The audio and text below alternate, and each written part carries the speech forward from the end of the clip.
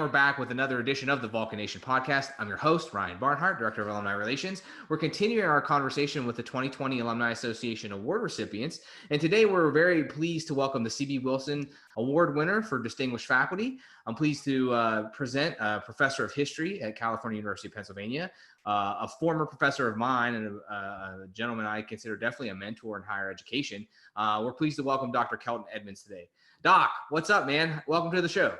I'm doing good, Dr. Barnhart, man. Thank you for having me. Thank you for having me. Good to be here. Absolutely. And, unfortunately, we're not able to be together in person to celebrate the Alumni Award ceremony. So this is going to be our make-do until we can get together and actually present you the award and all that fun stuff and really, formally recognize you. But on and the other recipients, of course.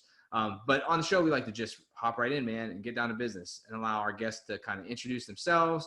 And particularly in your case, like your background, how you ended up at Cal U, maybe some of your research interests and your role kind of today. Okay, cool. Background. I'm a Southern guy. I'm originally from Portsmouth, Virginia, and I went to the historic North Carolina A&T State University in Greensboro, North Carolina. I bleed that Aggie blue and gold. I got my BA and MA degrees from North Carolina A&T in secondary education with an emphasis on social studies. Wanted to be a high school basketball coach, but en route to getting my master's degree, I was encouraged by a mentor to apply to some PhD programs. I applied to the University of Missouri. It was one of those programs that I applied to. I went out there. It was great chemistry.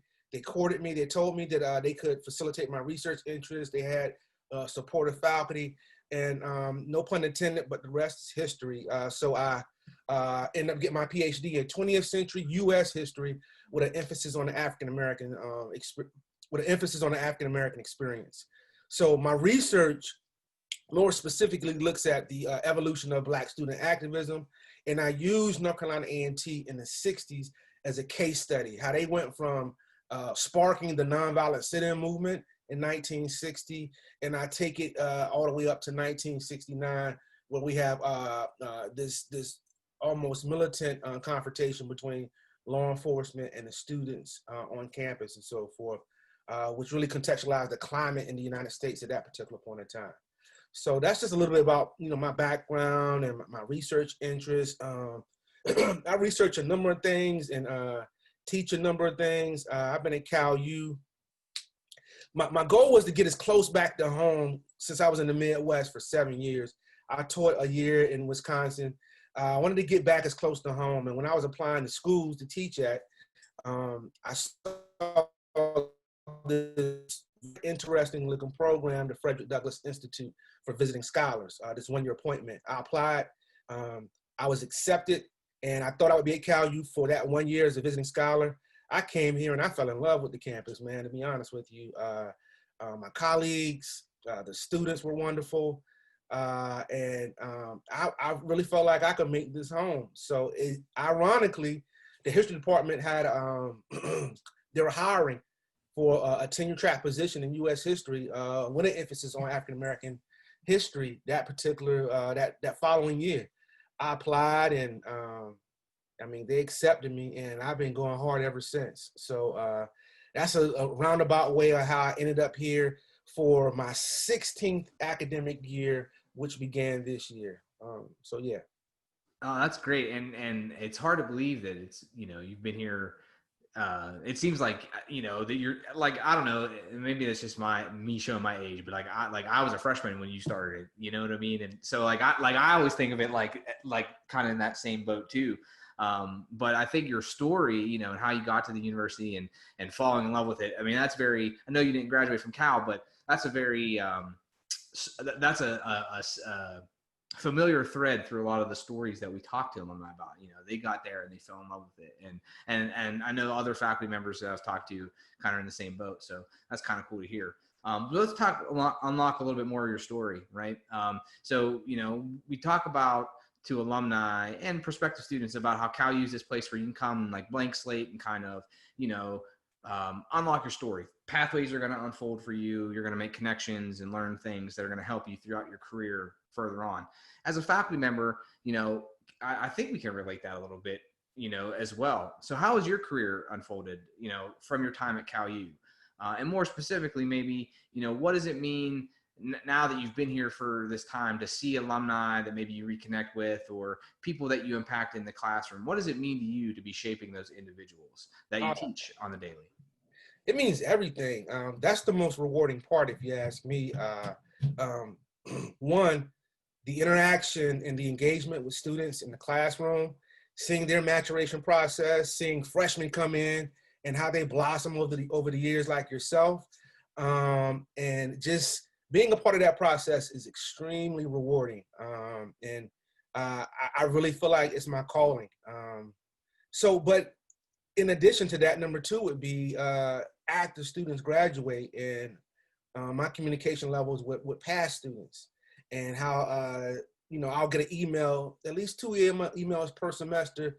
How you doing, Dr. Edmonds? This is such and such. I just want to let you know that this is what I'm doing now, and I want to thank you. Your class really sparked the interest in me for me to do X, Y, and Z. Or Dr. Edmonds, I'm doing really well in graduate school. Or I have some students that go as far as to get their doctorate degrees, like Dr. Barnhart, who I'm talking to right now, who I remember in my sports history class along with Rod Martin, and all the vivid conversations and that we would have in that class. And it seems like yesterday, and just to see where you are today, man, that's just mind-boggling. So yeah, it's a beautiful journey. It's a beautiful journey, but I've been helped out a lot ever since I arrived here in 2005. I've had just tremendous support across campus for some of the endeavors that I've tried to implement here at campus. I've created new courses, one on the civil rights movement, one on the legacy of Vietnam. I created a new African American history course, and I also created a readings and African American studies course, which is the intro course to this new African American studies minor that we created here at Cal U, that's been well received. That class, that intro class in that minor, is full every semester with 35 students plus. So I'm enthused about that. The students have taken really well to that. But the support I get from across campus and from administration for some of these things that I want to do, and more importantly, in my department, I landed in the best department in the nation. My department is just filled with collegial, professional intellectuals that support even my crazy ideas. And it was like that since day one, with the likes of Alora Turnerman, Mike Slavin, Dr. Muhammad Yamba, Dr. Johan, and Dr. Andre Merrick as well. I've had just and just good buy-in from the students. So it's just been a perfect marriage. And I'm just glad to be a part of the process and the trajectory of Cal U since I've been here. I've seen it grown in many ways, and so many students blossom to go off and do great and wonderful things. So yeah, I'm very appreciative of that.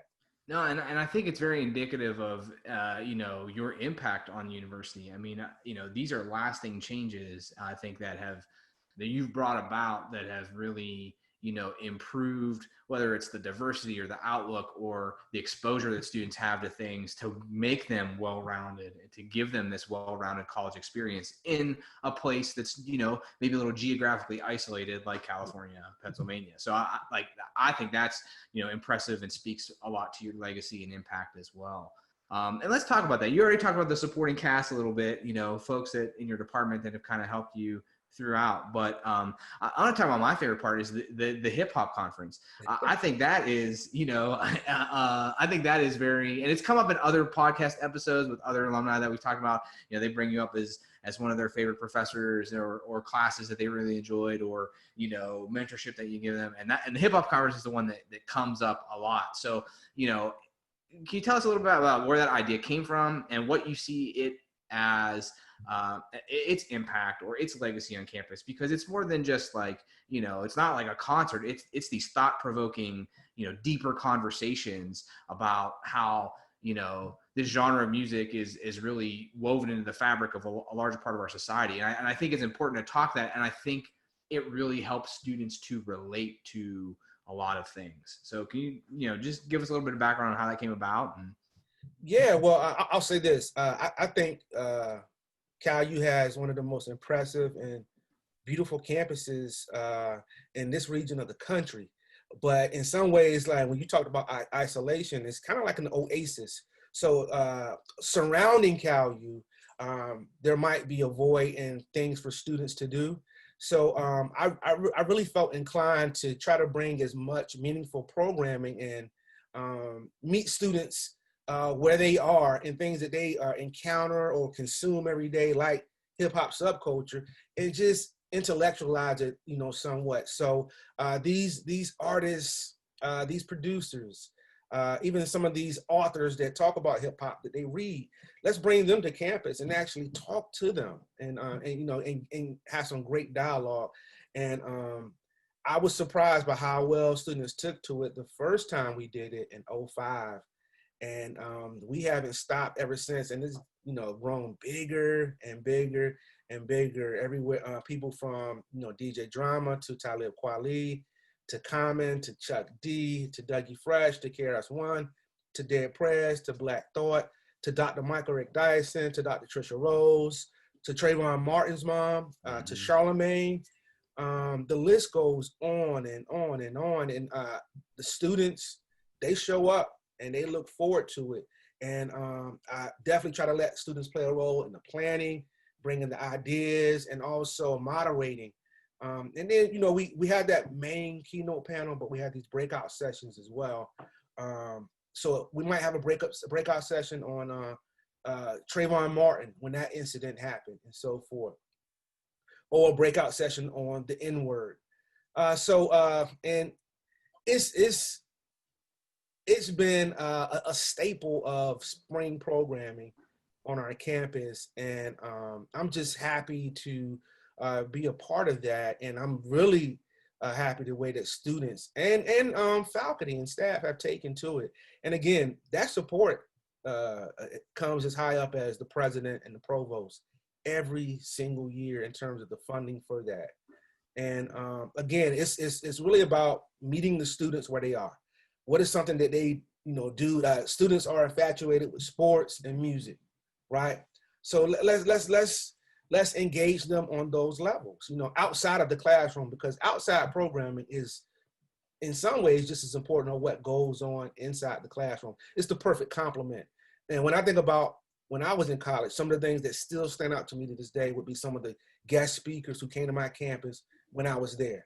I might not remember everything that a professor said or even some of my favorite professors, but I remember when Jesse Jackson came, right? And I remember when other, phenomenal speakers like Dick Gregory came to my school to speak.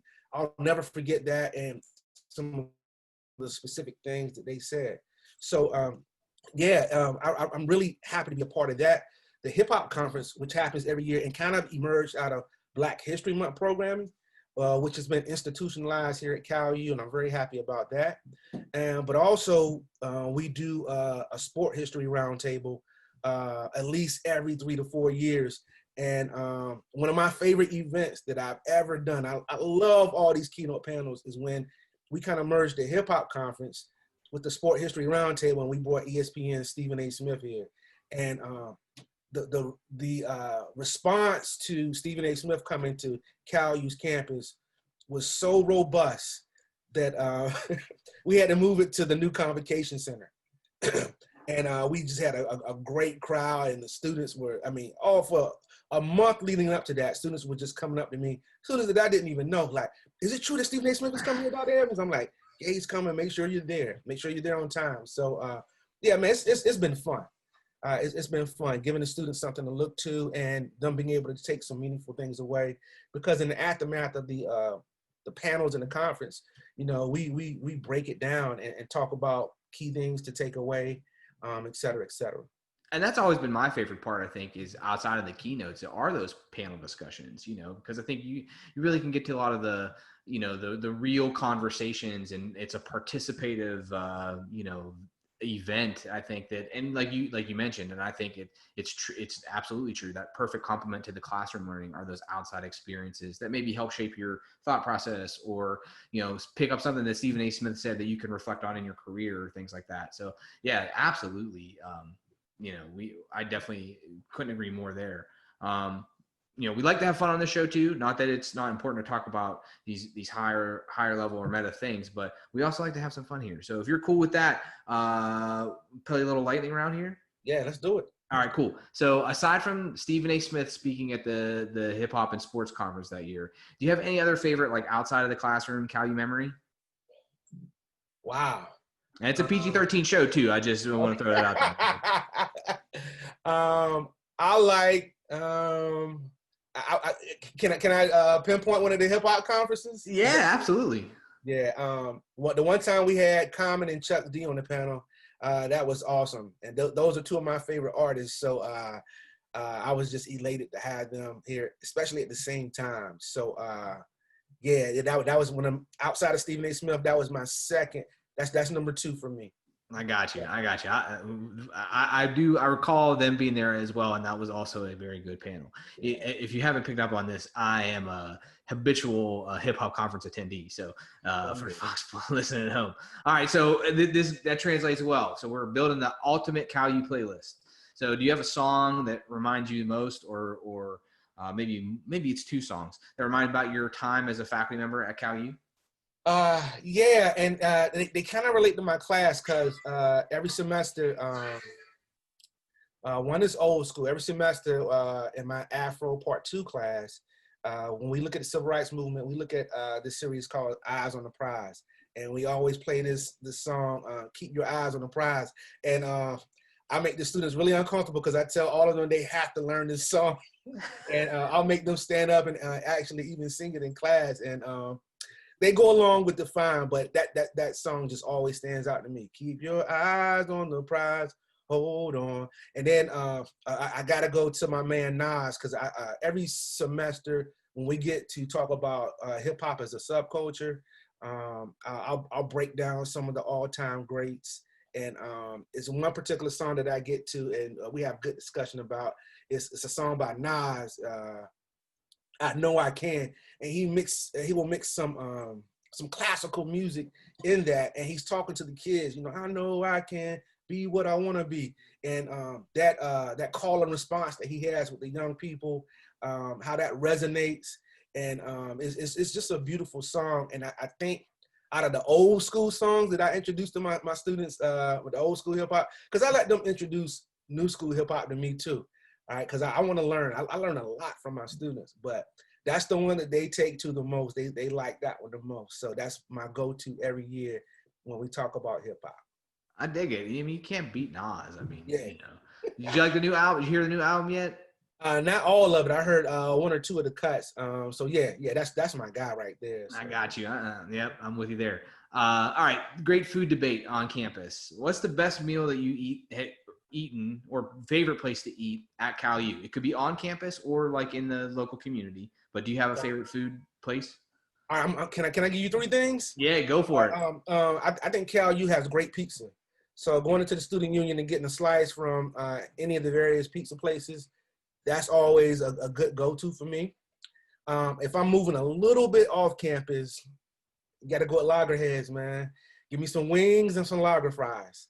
And whenever I bring any guest speakers to town or any colleagues from other schools, if we have to eat quickly, we'll go to Loggerheads, and everybody's like, oh, what kind of fries are these? So they really take to those lager fries. I like them too.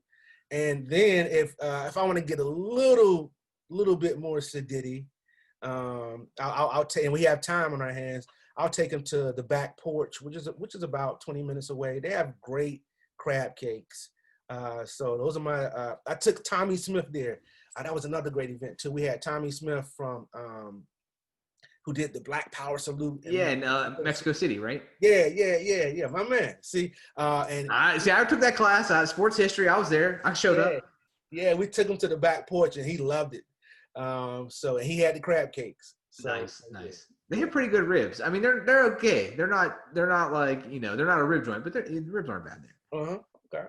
Yeah, I'm gonna have to try that You then. might have, yeah. If they're bad though, don't blame me. That's all I'm saying.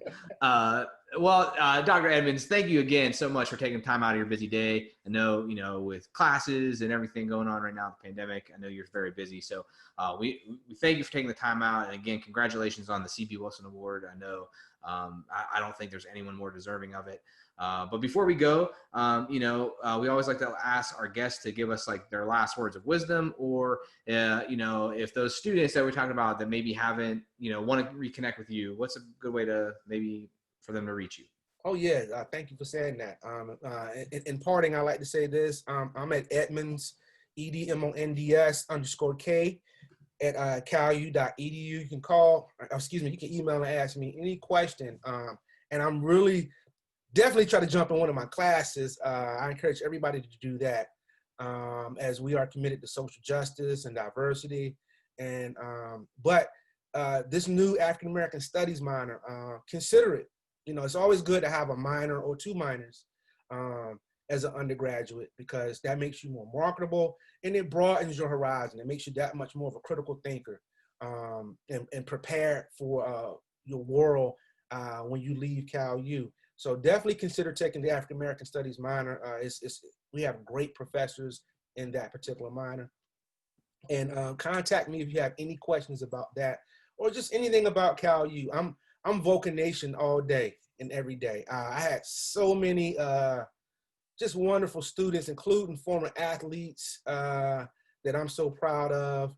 And just I'm here for the students. I'm Vulcan Nation all day. So thanks for having me. And I'm especially, I hope you don't mind me saying this, Dr. Barnhart, but not only were you a phenomenal student in class, I remember one conversation we had about MMA one time in class, but just to see your journey and how well you do at your job.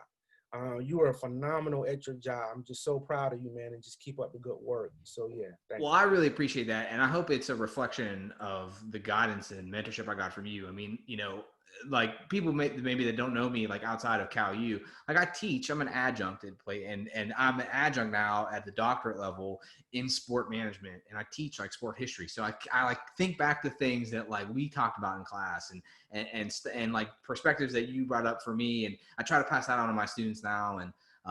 So it's like all full circle, man. We're here, and that's where we're at. So That's what it's all about. Thank you. absolutely. So, well, Dr. Evans, again, thank you for joining us today. For everybody watching at home, I'm Ryan Barnhart. This is the Vulcan Nation. We'll catch you next time.